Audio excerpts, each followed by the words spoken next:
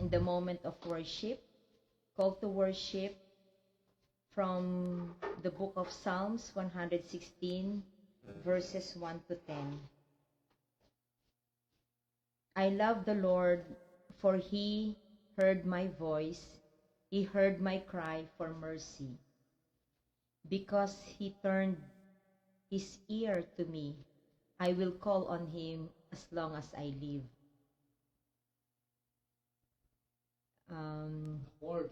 The cords of death entangled me. The anguish of the grave came over me. I was overcome by distress. Then I called on the name of the Lord. Lord, save me. The Lord is gracious and righteous. Our God is full of compassion. The Lord protects the unweary. When I was brought low, He saved me. Return to your rest, my soul, for the Lord has been good to me.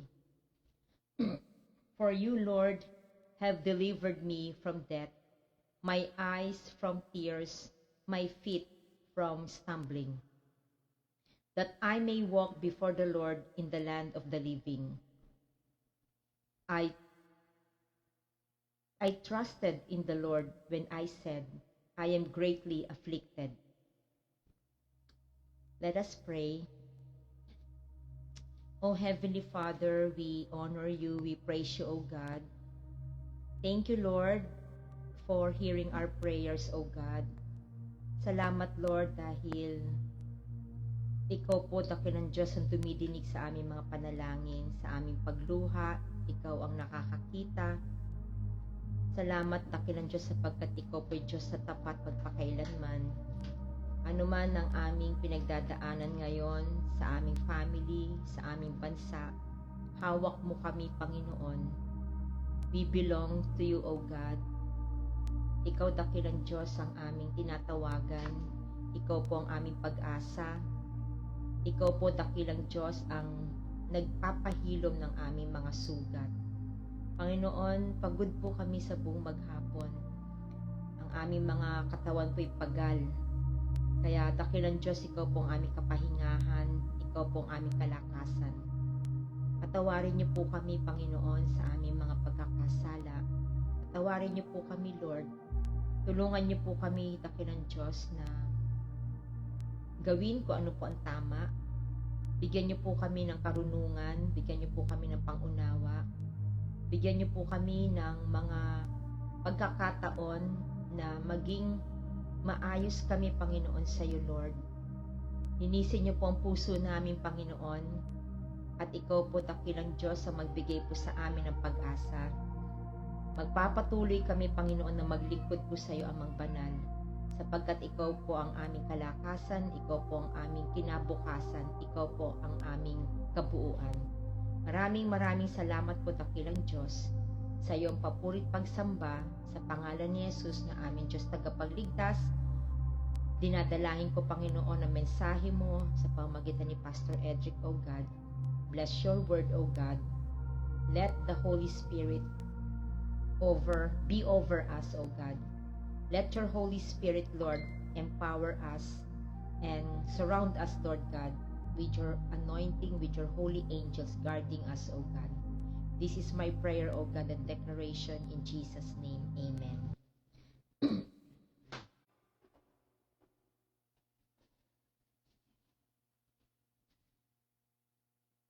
Ayan, magandang gabi po sa ating lahat. At samahan niyo po kami sa aming pagsamba po sa ating Panginoon, na kahit na po tayo ay may mga pinagdadaanan sa family, sa ating bansa, hindi po matatawaran na ang kamay ng ating Panginoon na siyang humahawak po sa atin. Magpaayos po tayo sa Panginoon at angkinin natin ang mga kamay ng Diyos ang siyang maghuhubog sa atin. Kakalinganin tayo, pagagalingin tayo sa anumang ating sitwasyon. Amen.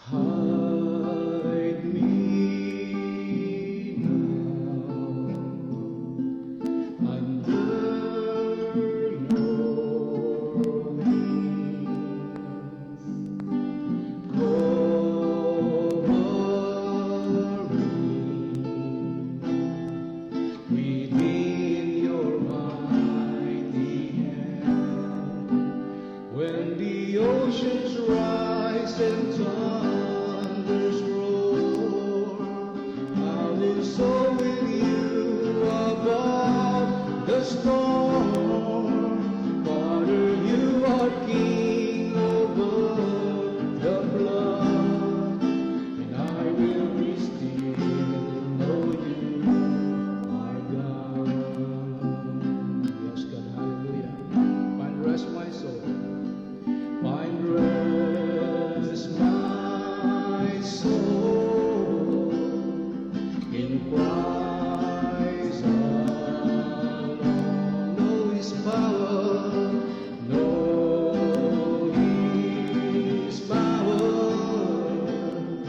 in quietness, in trust. When the oceans rise and thunders roar, I will soar with you above the storm. Father, you are King over the flood, and I will be still, know you are God. And I will be still, know you are God. Ikaw lamang, Panginoon,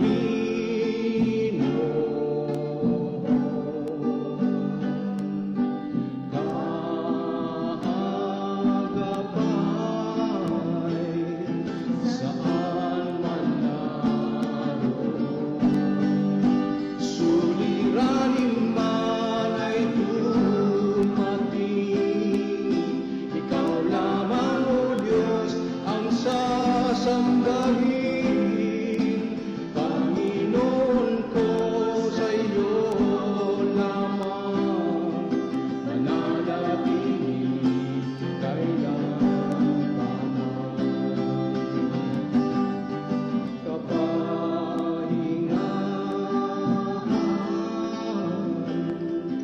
sa iyo nakamtan. Kapangyarihan, ikaw ang pinagmulan. Suliranin man ay dumating, Ikaw lamang, O Diyos, ang sasambahin. Panginoon ko, sa iyo lamang mananatili kailanman. Suliranin man ay dumating, Ikaw lamang, O Diyos, ang sasambahin. Panginoon ko, sa iyo lamang mananatili kailanman. Mananatili kailanman. Find rest, my soul. Find rest, my soul, in Christ alone. Know His power, know His power, in quietness, in trust.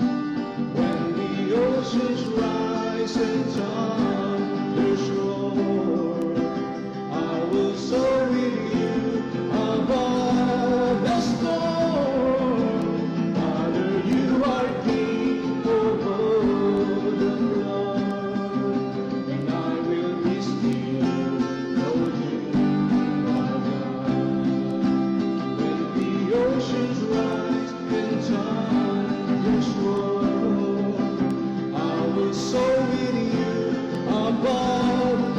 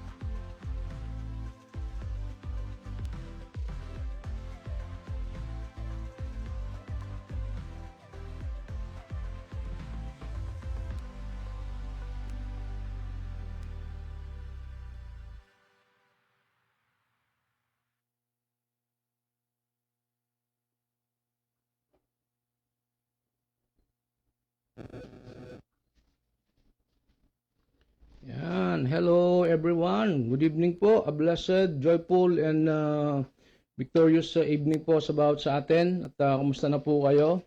Praise be to God na tayo muli po ay sama-sama para po sambahin ang ating Diyos sa Espiritu at katotohanan. So, let's get excited tonight para po doon sa message po ng ating pong Panginoon. Okay? At nandiyan po sa ating screen, ayan, yung ating title ng ating message for tonight.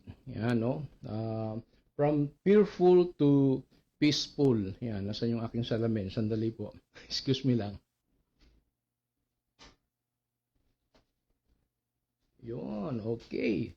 Sige po, at yan po yung ating pong pag-uusapan for tonight, mga kapatid. From fearful to peaceful. Yan po yung ating text ay matatagpuan po natin dyan po sa Mark chapter 4 verses 35 to 41. Sa New International Version. If you have your Bible with you, ay samahan po ninyo ako sa pagbasa ng salita ng ating Panginoon. Okay, sabi diyan, that day when evening came, he said to his disciples, "Let us go over to the other side." Leaving the crowd behind, they took him along just as he was in the boat. There were also other boats with him. A furious squall came up, and the waves broke over the boat so that it was nearly swamped. All right.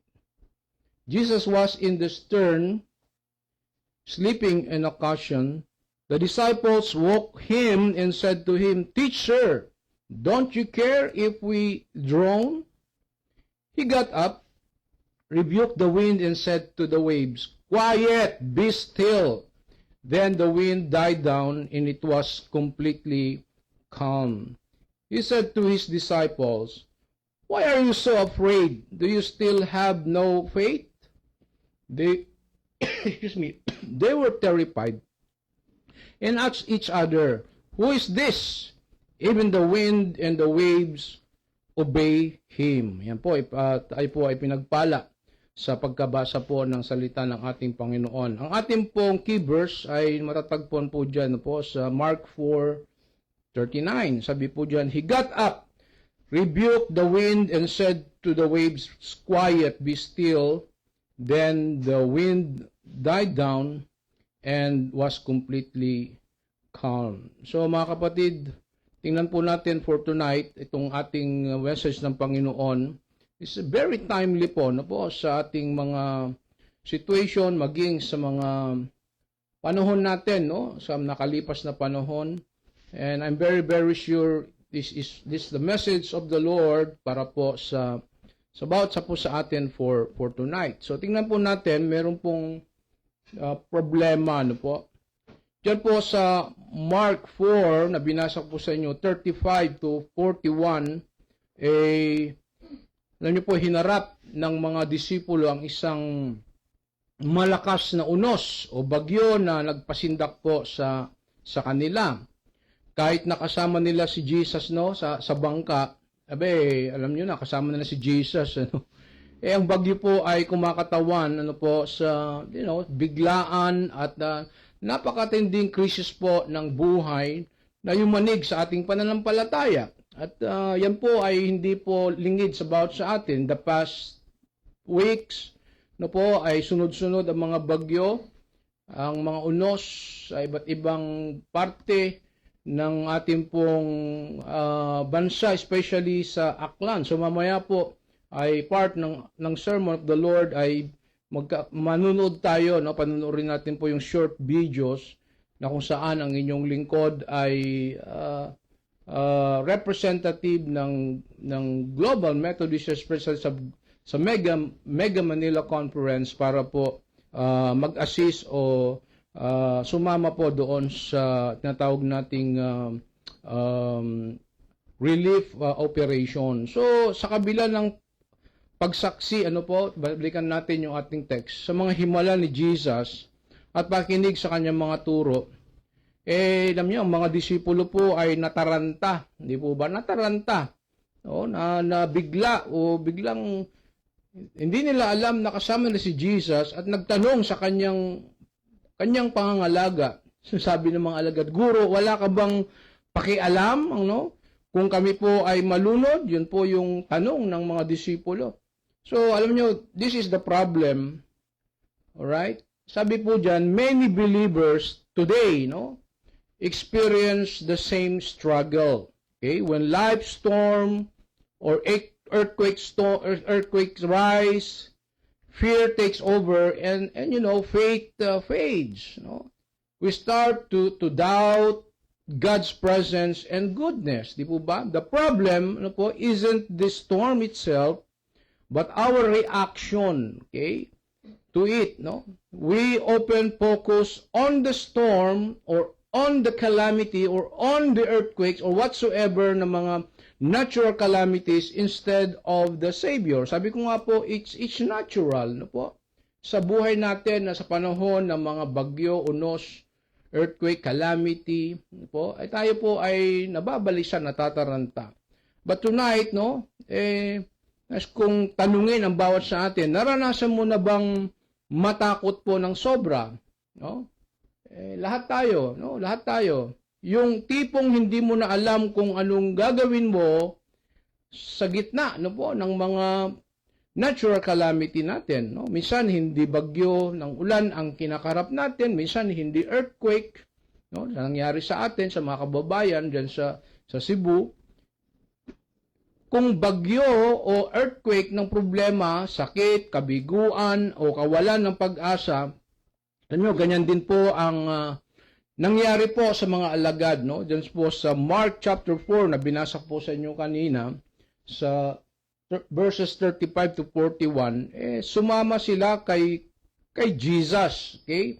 Pero biglang dumating ang bagyo o kalamidad na hindi nila inasahan.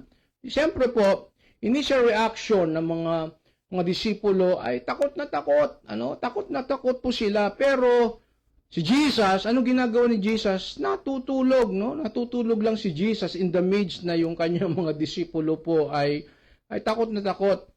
At dito, ano po, tinuruan niya tayo kung paano, tinatawag na lumipat mula sa pagiging takot, fearful, tungo sa pagiging payapa, peaceful, yan, sa gitna ng unos. So, tingnan po natin, no? May tatlong bagay out of this text ang mga prinsipyo at pangako ng Panginoon sa bawat sa atin. Number 1, okay, ito po dapat ang makita natin. Number 1, principle number 1, storms come even when you have Jesus.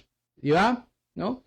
Sa verses 35 to 37, ang mga bagyo po ay o mga kalamidad sa buhay po ay dumarating. Tama po? No? Kahit kasama mo si Jesus. That's the reality, no? Sabi po diyan sa verses 35 to 37, that day, no po, when evening came, he said to his disciples, "Let us go over to the other side." Then a furious squall came up. Tingnan niyo po. Napansin mo ba, no? Napansin niyo po ba? Si Jesus mismo po ang nagsabing, tawid tayo sa kabila. Yan, no? Let us go over to the other side, sabi ni Jesus. Sumunod naman po sila. That's the good thing about the disciples. At doon dumating po ang bagyo, no? So, ibig sabihin po, minsan kahit sumusunod ka na sa Diyos, or you are a believer or follower or disciple of Jesus Christ, may mga kalamidad. Amen? May mga bagyo, earthquakes, or whatsoever, dumarating pa rin. Po? Hindi po dahil nakalimutan ka ng ating Diyos, kundi dahil gusto niyang patatagin ang pananampalataya mo.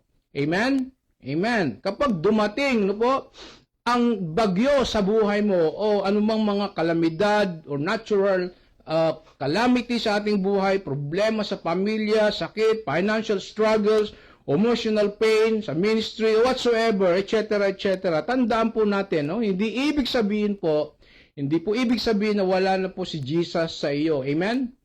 Kahit mga alagad niya po ay nakaranas na po ng unos habang kasama siya sa bangka. Now, ang tanong sa atin, This is the question. Anong tanong sa atin? Ano ang response mo o tugon mo kapag bumabagyo o binabagyo ang buhay mo? Natatakot ka ba tulad po ng mga alagad? O magtitiwala ka na si Jesus, ay may control pa rin sa gitna ng anumang mga dilubyo, natural calamities, problem, crisis, tragedies in life. So, hindi mo kailangan pong magpanik kapag may problema. Kasama mo si Jesus. Amen? Tulad po ng mga alagad, pwede mong lapitan si Jesus at sabihin ang totoo mong nararamdaman. Hindi mo kailangang maintindihan po ang lahat. Alright? Kailangan mo lang magtiwala na alam ni Jesus ang ginagawa po niya.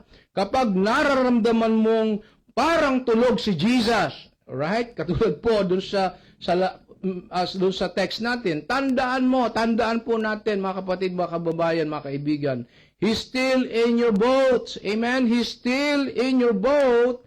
Hindi ka niya iwanan kahit gaano kalakas ang alon. So, kapatid, remember this, Sa ating principle number 1, yan, basahin natin, sabay-sabay po tayo. Huwag mong isipin na kapag may problema ka, wala na si Lord, Ang totoo, sabi diyan, kung kasama mo si Jesus, ligtas ka kahit may bagyo. Amen? Hallelujah! Praise be to God. So that's principle number 1. Principle number 2 is this, Fear shows where your faith stands. Yan po yung makikita po natin sa verses 38 to 40. So ang takot po ay nagpapakita kung saan nakatayo ang pananampalataya mo. Ang sabi po, the disciples woke him and said, Teacher, don't you care if we drown? Now, tingnan po ninyo to, nang dumating po ang bagyo, ano po ginawa ng mga disciple? Hindi po sila nagdasal. Di ba? Nagpanik po sila. Hindi sila nagpray. Nagpanik po sila. Ang sabi pa nila, Lord, wala ka bang pakialam kung malulunod na kami? Alam niyo po, minsan ganun din po tayo Di ba? Minsan ganun din po tayo kapag sunod-sunod ang mga problema, sunod-sunod ang mga natural calamities, napapaisip tayo. Tama? Lord, nandyan ka pa ba? Lord, bakit nangyari ito? Lord, bakit naman sabay-sabay pa? Ang dami mo ng mga tanong. It's okay, Okay lang po yun because that's part of our emotion. Pero tingnan mo po ang sagot ni Jesus. You know what Jesus said, Ang sabi niya, why are you so afraid? Do you still have no faith? Wow. Bigat nung sinabi ni Jesus, sa mga disciple na nagpanik, why are you so afraid?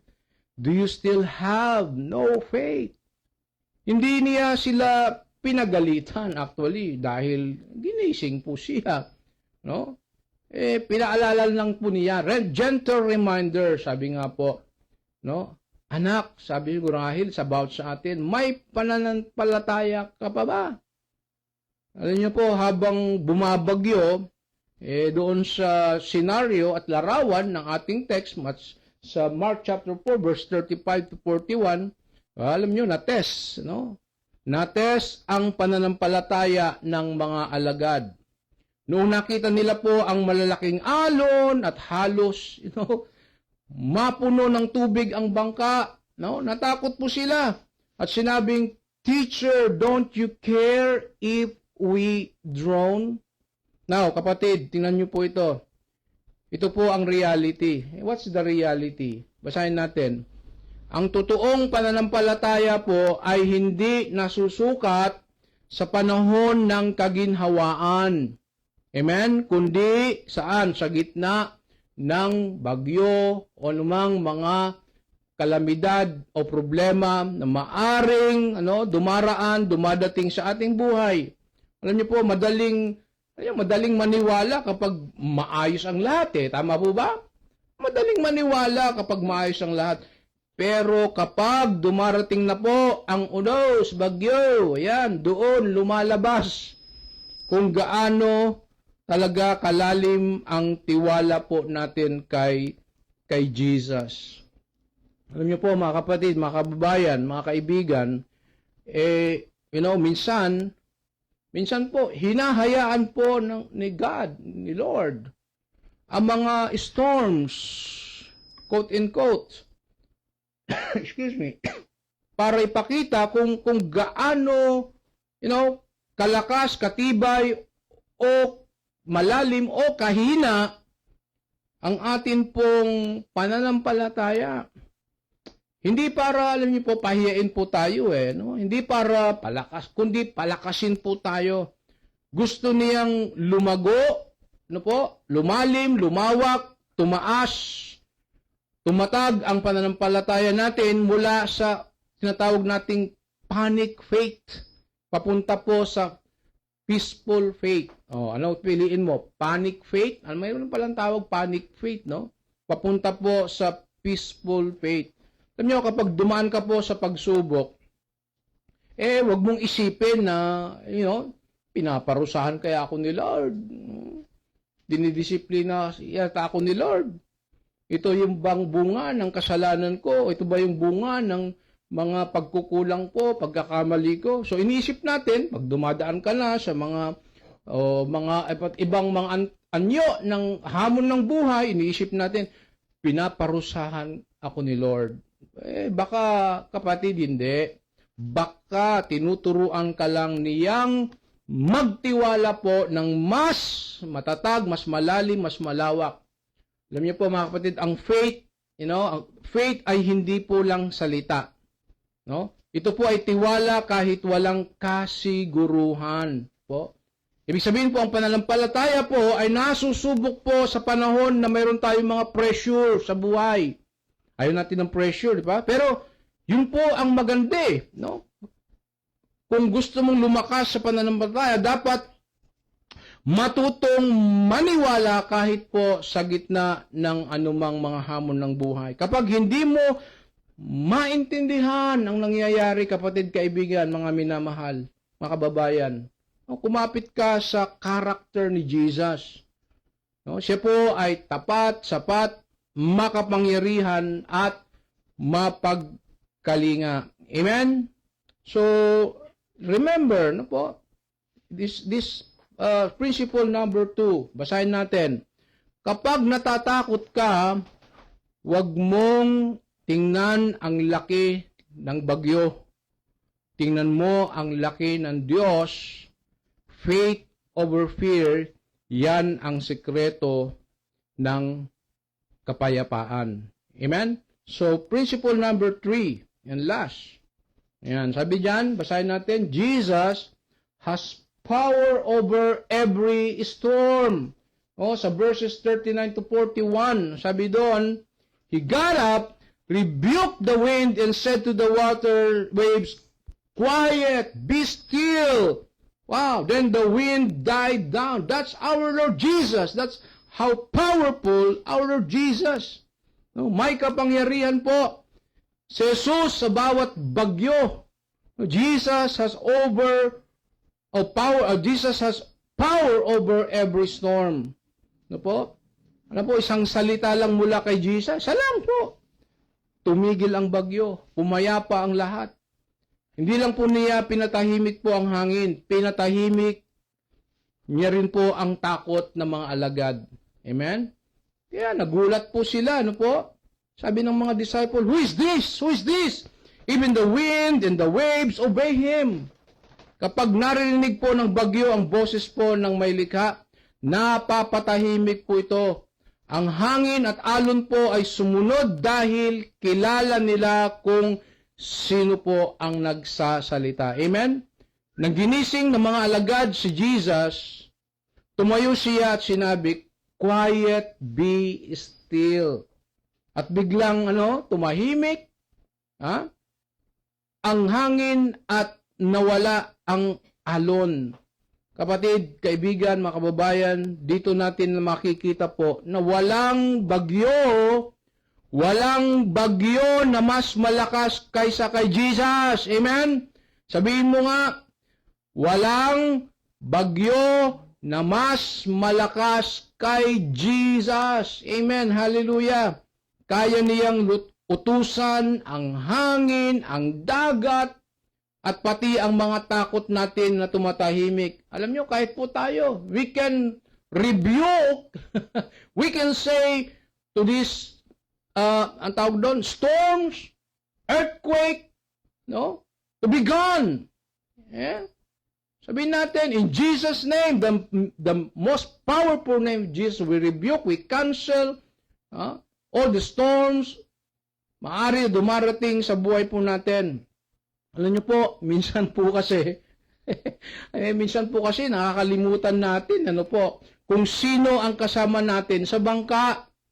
Nakikita lang po natin, yung problema, yung situations, yung mga hamon, hindi ang kapangyarihan ng Panginoon. Pero po sa kwentong ito, mga kapatid, ipinakita po ni Jesus na siya po ang may authority, may power over everything, kapatid. Over nature, over fear, and over every circumstances or situation, kahit gaano po kalakas. Alam niyo po, ang bagyo ng buhay mo ngayon, problema sa pamilya, trabaho, kalusugan, finances, name it. Tandaan po natin, isang salita lang ni Jesus at kaya niyang baguhin po ang lahat. Alam niyo po, huwag mong kalimutan kung sino po ang kasama mo. Amen? Huwag mong kalimutan kung sino po ang kasama mo. Hindi lang siya ordinaryong tao. Siya po ang makapangyarihang Diyos, 3-in-1, Father, Son, and Holy Spirit, 3-in-1, nagsanib puwersa. Kapag hindi mo kayang kontrolin ang sitwasyon, kapatid, i-acknowledge mo na kaya ni Jesus. Amen? Magtiwala ka sa kanyang timing. Amen? Maring hindi agad tumahimik ang bagyo, maring hindi mawala agad ang mga challenges o hamon sa buhay po natin, pero po, darating po ang sandali na sasabihin niya, peace be still. Kung kaya niyang patahimikin po ang dagat, kapatid, kaibigan, mga minamahal, kaya niyang patahimikin ang puso mo. Amen? Alam niyo po, isang lalaki po ang naliligaw sa gitna ng malalakas na bagyo sa dagat. Habang lumalaban po siya sa alon, parang wala ng pag-asa. Pero bigla siyang nakita ng Coast Guard at sinigawan. Sabi ng Coast Guard, relax, chillax. Sabi po ng Coast Guard, kami na ang bahala. Sabi ng Coast Guard, hindi huminto agad ang bagyo, pero nakaramdam po siya ng kapayapaan. Kasi po alam po niyang may mas makapangyarihang kamay na tutulong po sa kanila. Alam niyo po, mga kapatid, mga kaibigan, mga minamahal, mga kababayan, ganun din po ang ating Panginoong Hesukristo. Hindi niya laging inaalis ang takot, bagyo, hamon. Pero binibigyan po niya tayo po ng kapayapaan at katiyakan po na hawak po niya ang lahat. Amen? Hallelujah. So remember, itong ating third principle to remember. Okay? Hindi mo kailangang kontrolin ang lahat ng nangyayari. Kailangan mo lang magtiwala sa Diyos na may control sa lahat. So bago ko po ibigay yung pangako ng Panginoon, the promise, dito sa ating pong pag-aaral po ngayon, okay? Ay panuorin po natin, meron po tayong short videos mula po sa Global Methodist Church through Pastor Ulysses sa Matt and the multimedia para lang po alam ko na panood na po ninyo ito sa Facebook maybe. Pero I would like to share with you ito pong isang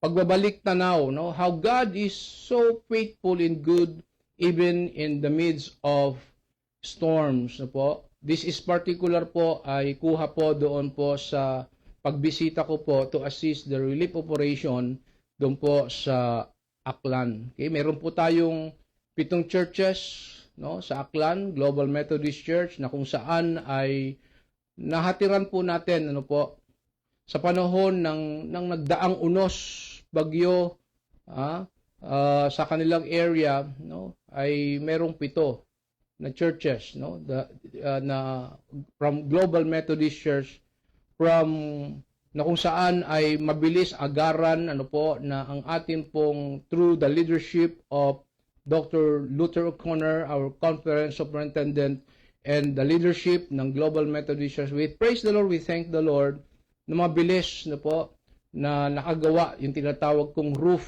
Ayan, no? Yung relief operation organized fund. Yung pong tawag ko doon, ano? Mabilis po. About individual churches from Mega Manila, Bismin, even sa abroad po ay sila po ay mabilis na po agaran na nagbigay ng ayuda o relief sa atin. So let's just watch this movie,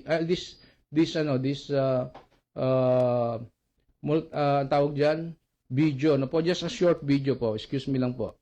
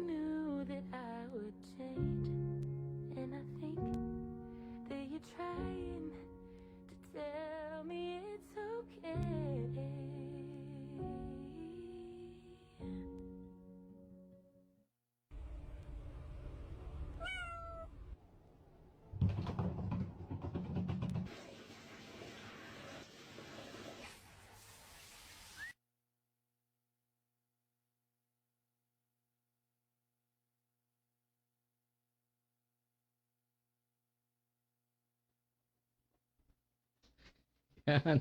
Sorry po, medyo ayos ko lang po yung video. Okay, so yan po yung short video natin about what transpired before, during, and after po ng ating nakaraang bagyo. So again, we thank the Lord and praise the Lord na ginamit po niya ang ating pong mga individuals or churches from Global Methodist Church. At ngayon po, follow up din po ay ongoing po ang relief operation naman po sa Cebu, no po? Kung saan again ang ating pong butihing Dr. Luther O'Connor, ang ating conference superintendent, and the rest of the leadership ng ating Global Methodist Church ay nagtulong-tulong na po para agapayan at magbigay po ng agaran, mabilisan relief operation. So by God's grace, no po, di ko po alam, sabi po ay papuntin po ulit po doon sa Cebu this time para lang po siguro to follow up and to makita po yung situation ng ating mga kapatid. So again mga kapatid, no po, makita po natin this real, no, ating pong mensahe po ng Lord about sa pusan is very real, relatable sa bawat sa atin, no. Nung kamo po ay nagpunta po doon, no, talagang bakas po sa mukha ng ating mga kapatid yung lungkot, no, yung trauma, but praise be to God, no, sila po sa kaunting na relief good na tanggap nila, mga kapatid, di matatawaran yung ngiti, no, yung saya, yung kapayapaan sa puso po nila. So thanks be to God, no, sa lahat po ng mga nagpadala. Hanggang ngayon, no po, you are still welcome para po magpadala ng mga something na pwede ho nating maitulong po sa ating mga kababayan, especially now doon po sa Cebu, na kung saan nagkaroon po ng massive earthquake at hanggang ngayon mayroon pa raw pong mga aftershock. But in the name of Jesus, we cancel, we rebuke yung mga aftershock po para itong ating mga kababayan po ay from fearful, sabi ko nga po, ay magkaroon po ng peaceful experience. Alright, so tingnan po natin yung promise ng ating Panginoon, this message sa ating pong ngayong hapon, ngayong gabi. Ayaw lumipat yung aking screen. Alright, sandali po.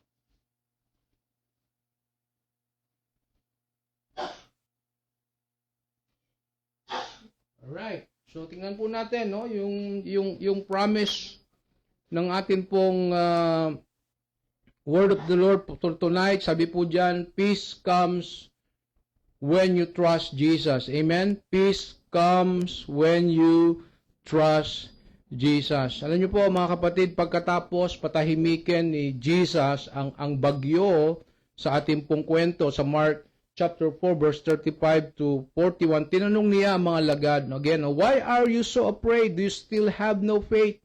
Ibig sabihin po, ipinapakita po nito ang totoong kapayapaan po ay hindi nakadepende po sa paligid mo, hindi po sa tiwala mo kundi sa tiwala mo sa ating Panginoong Kristo. Kaya kahit may bagyo o natural calamities sa buhay po natin, pwede kang magkaroon ng kapayapaan. Amen? Kasi po, alam mong kasama mo ang Prince of Peace. Amen? Ang problema po ng mga alagad ay hindi lang po ang alon, kundi ang kawalan po ng tiwala. Nang sila'y tumingin sa bagyo, natakot po sila actually, pero nang tumingin po sila kay Jesus, wow, that's something, no? Nakakita sila ng kapayapaan. Peace, kapatid, brothers and sisters in Christ, peace is not the absence of storms. Peace is the presence of Jesus. Amen? Wow, sabihin mo nga, peace is not the absence of storms. Peace is the presence of Jesus. Hallelujah. Woo, praise be to God. So, tingnan po natin in summary, no? Tapos na po tayo. Summary po natin. Sa kwentong ito po ng message ng Panginoon, nakita po natin ang apat po na mahalagang katotohanan. Number 1, storms come even when you have Jesus. Ibig sabihin po, ang pagkakaroon ng pananampalataya po ay hindi garantiya na walang unos, pero sigurado kang hindi ka nag-iisa. Amen? Number 2, faith is tested in the storm. Ang bagyo po ay hindi para sirain ka kundi para patatagin, no po, palawakin, palalimin, palaguin ang pananampalataya po natin. Alright? So that's number 2. Number 3, sabi doon, Jesus has power over what? Every storm. Siya po ang may kapangyarihan sa lahat ng bagay at kaya niyang patahimikin po ang kahit anong gulo sa buhay mo. Amen? Number 4 and last, peace. This is the promise. Peace comes when you trust Jesus. Ang tunay po na kapayapaan po ay hindi galing po saan? Sa katahimikan ng paligid, kundi saan po? Sa presensya po ng ating Jesucristo sa iyong puso. Amen? Kaya mula po sa pagiging takot, tinatawagan po tayo ni Jesus na maging mapayapa. Amen? Hindi dahil nawala ang bagyo, kapatid, kundi dahil kilala na natin ang kasama natin po sa bangka, si Jesus, ang Prince of Peace. And mga kapatid, in conclusion, the disciples na po, from being terrified, alright? Ano po? From being terrified, learn to marvel at the power po of Jesus. From being fearful, they became peaceful. Amen? Gusto natin po yan. Maybe tonight, today, meron kang takot. Pero yung takot po na yan ay itra-transition, gagawin ng Diyos na maging peaceful. Dahil nakilala nila, kapatid, kung sino po ang kasama po nila. Kapatid, kaibigan, mga minamahal kababayan, baka nasa gitna ka ng bagyo ngayon. Hindi po ito yung physical na bagyo or maybe mga bagay na sa buhay mo ay may hamon. Pero tandaan po, kung kasama mo si Jesus, hindi ka lulubog. Amen? Makakatawid ka. So, ano po ang challenge po sa bawat sa atin? This is the challenge sa bawat sa atin po. This week, This week, face every trial with faith. Amen? When you feel the wind of trouble gathering, hovering, sa buhay po ninyo, sa pamilya po ninyo, sa ministry po ninyo, don't be afraid. Amen? Tell yourself, sabihin mo nga, sabay-sabay po tayo, tell yourself, I am calm because Jesus is with me. Wow. Yan po, declare po ninyo sa buhay po natin. Kapag may mga hamon sa buhay po natin, just simply, I am calm because Jesus is with me. Kapatid, kaibigan, mga kababayan, hayaan mong ang takot mo ay mapalitan po ng pagtitiwala. Hayaan mong ang kaguluhan mo ay mapalitan po ng kapayapaan. At hayaan mong gamitin po ni Jesus ang anumang hamon sa buhay mo, anumang bagyo, unos sa buhay mo para ipakita kung gaano po siya kabuti, makapangyarihan, tapat at sapat sa buhay po ng bawat sapo sa amin, sa ating lahat. So mga kapatid, tayo po ay nasa panahon ng ating closing prayer and benediction. Let us come before the very throne of Abba Father, Lord Jesus, Holy Spirit. Maybe the message of the Lord ay nangusap sa iyo ngayon. Just come before the Lord. Kung dumaan ka naman sa mga hamon ng buhay at alam mo na ikaw ay inalalayan, sinamahan, ginabayan, iniligtas, nag-provide ang Panginoon, this is the time for you to praise the Lord, thank the Lord, and worship the Lord for what He has done sa buhay po natin. So kapatid, come before the very throne of our Abba Father. Let's come before with humble heart and joyful heart sa ating pong Panginoon. Let us pray.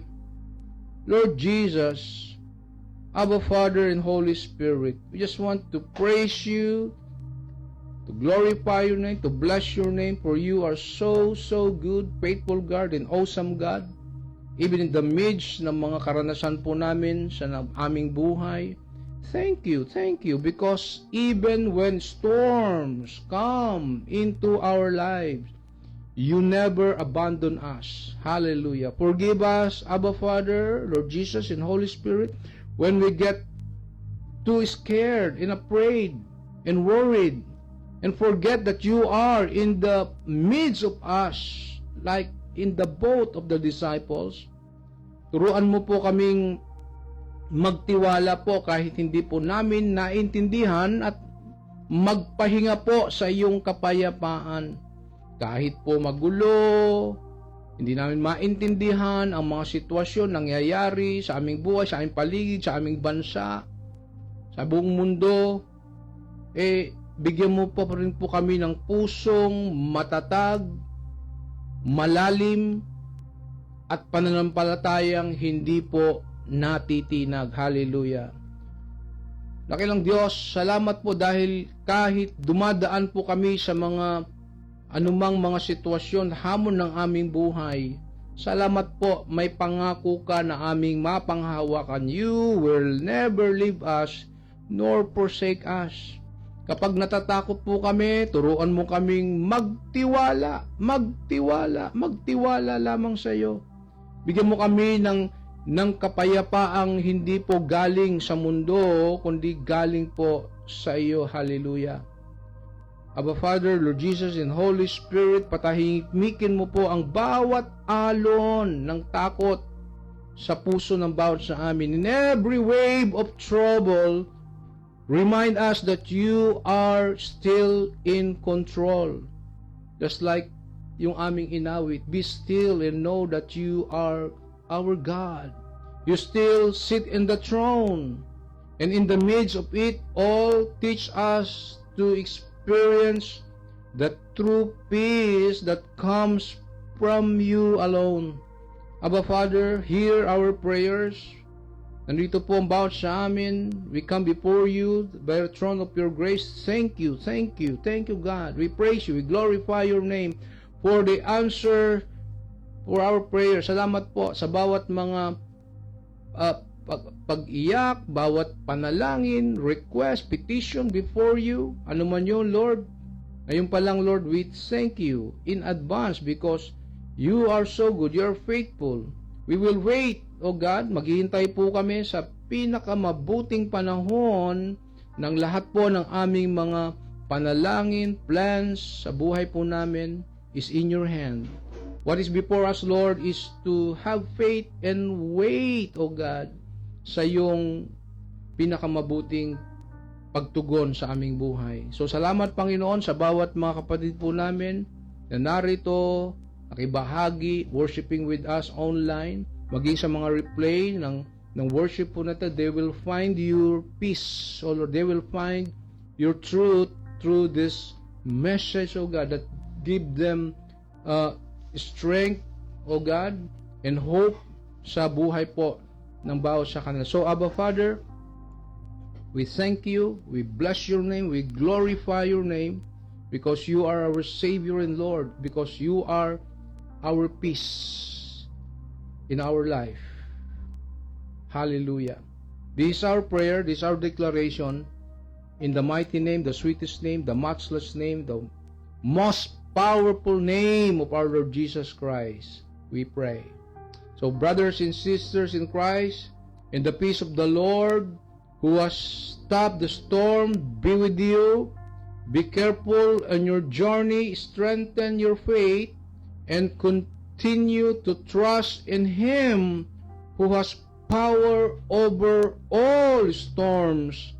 I bless you now, brothers and sisters in Christ, in the name of the Father, and of the Son, and of the Holy Spirit.